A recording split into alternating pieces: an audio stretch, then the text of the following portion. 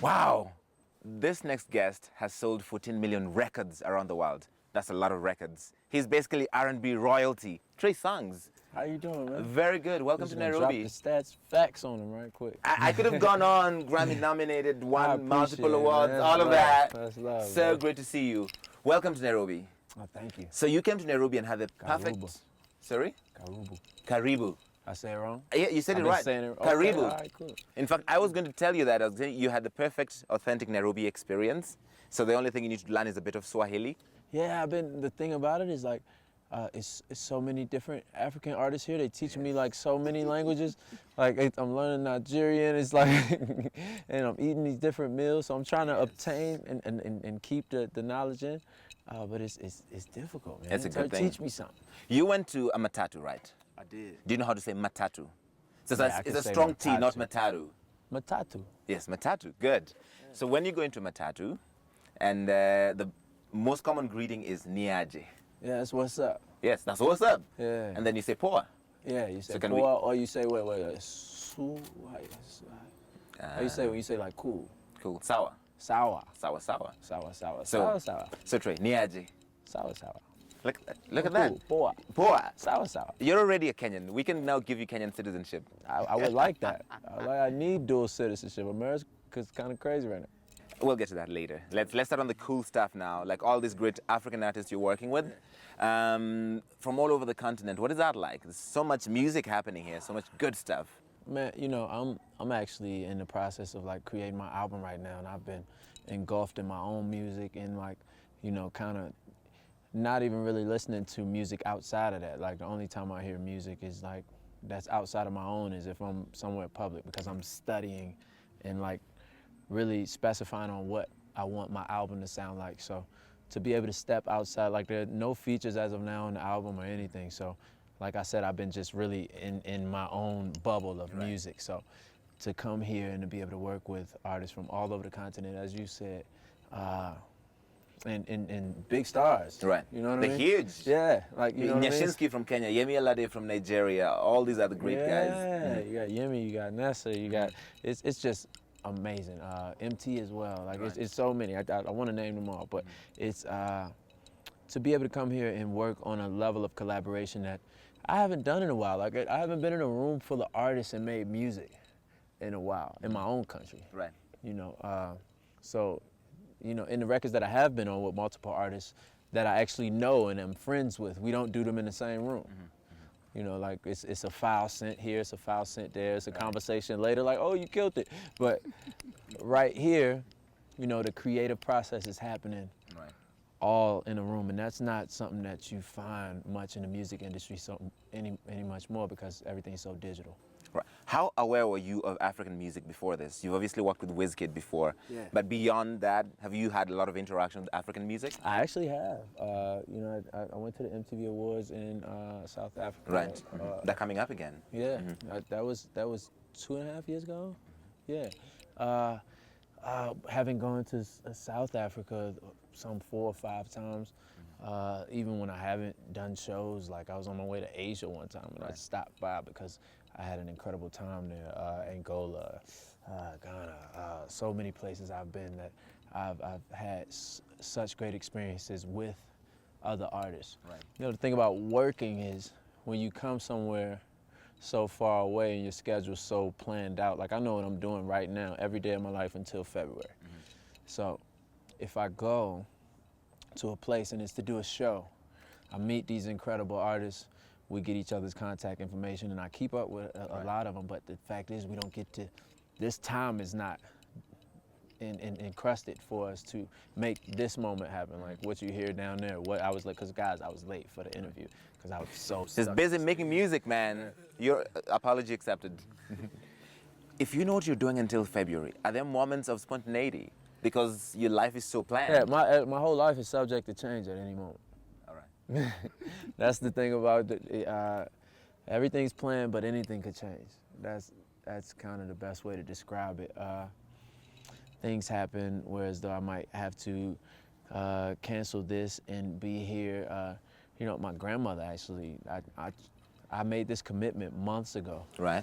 And my grandmother's going in for surgery. Like right now, I just got off FaceTime with her. Like, but you know, we all blessed. She'll be and fine. praised. She's gonna be. She was smiling and everybody's cool. But these are the type of things that happen in your life when you are this person. Because although my grandmother would love me by her side, I can't let a whole country down. True. You know what I mean? Like, The whole I'm very continent, happy I'm not here. country, continent. Yeah, but I'm right here in Nairobi for the first time, Kenya for the first time. Right. So I love to make sure that everywhere I go, I focus on the people there. And I know we talking to the whole continent, but I'm so excited about being here in Nairobi for the Kenyan people. So you're not doing a show this time, which we're kind of upset about. So you must know come what back will soon. happen. You don't know what will happen. Oh. Do you want to spill some beans? No, why would I spill beans? Come on. That's messy. I'm Larry, I'm your boy, you can tell me. All these guys, we can turn off the Larry, cameras. when did that happen, man? Larry's crazy. Now he's my boy because his pants is nice. And I got Larry the nice pants. We not saying all that. I see. I tried though. Yeah. I did try to. And to all you can sneak do it in life is try. If you try, you put your best foot forward, you cannot be mad at yourself. True. With that kind of schedule, how do you settle down? Is it possible to have a family when you're all over the place? Settling down is something I'm still figuring out. It's ups and downs, waves, tides, crescents, wipeouts. You know, the thing about love is that I have so much surrounding me, and you know, I truly believe that what's for me will come to me when it's supposed to be. And you know, as far as my life and everything I've seen around me as far as love is concerned, I got beautiful people in beautiful relationships around me, and I want something nothing short of that. So Right. I don't want to settle because, you know, the public or the fans or my family or my mama or my team think I should be with this person or that person. I just wanted to be right. Your first album was called I Gotta Make It. Right. 11 years later, I think you've made it. It's kind of safe to say. It is safe to say. Yeah, I appreciate it. Did you imagine you'd been on this crazy ride? The thing about my imagination is I see things, and if I told you what I see, you'd think I was crazy. Mm-hmm. So this is, while it's every bit of what I expected, it's done much more beautifully as God's planned it. Mm-hmm. You know, because I couldn't tell you, I would know every step of the way, and I wouldn't change a thing. But as far as my imagination and my dreams for myself, if I told them to other people, they would think I was crazy. But the crazy dreams are the best ones, aren't they? Yeah, I'm gonna get them all. I'm gonna get them all. Never sleep on your dreams. That's a good thing. You mentioned at the beginning that America is kind of crazy right now. Definitely. Let me just jump into this real quick. You have expressed support for Colin Kaepernick and protesting the national anthem, the U.S. national anthem. While you've been here, there's even more stuff happening. Black people are still getting shot, unarmed black men. Is racism at its worst in America now? I would say racism is something that has never left America. It's only been masked. I would say slavery's never left America. It's only been, you know, put into a systematic proportion. Oppression is not so blatant, it's hidden, and the new racism is to say racism doesn't exist. You know, and a lot of people have, you know, hit me, say they're proud of me for speaking out about it. You know, a lot of people say crazy things in my comments, and what's more important to me than being Trey Songz to the world is being myself to me. And the pain that I feel in my heart from what happens in my country to the people in my country that were taken from this land and built that country. The disrespect people showed to Colin Kaepernick for not standing for the national anthem, which was written by, you know, an advocate for slavery. The whole third verse of the American national anthem is, you know, cheering on the abolishment of black people. Mm-hmm. So my stance is, while I'm very proud to be an American, I'm not proud of how America treats my people. And there's nothing more important to me speaking out on that and just showing the youth that look up to me, the young black men and women that aspire to be something, you know, that they not be deflated by the fact that, you know, the masses of America view their lives as less than human.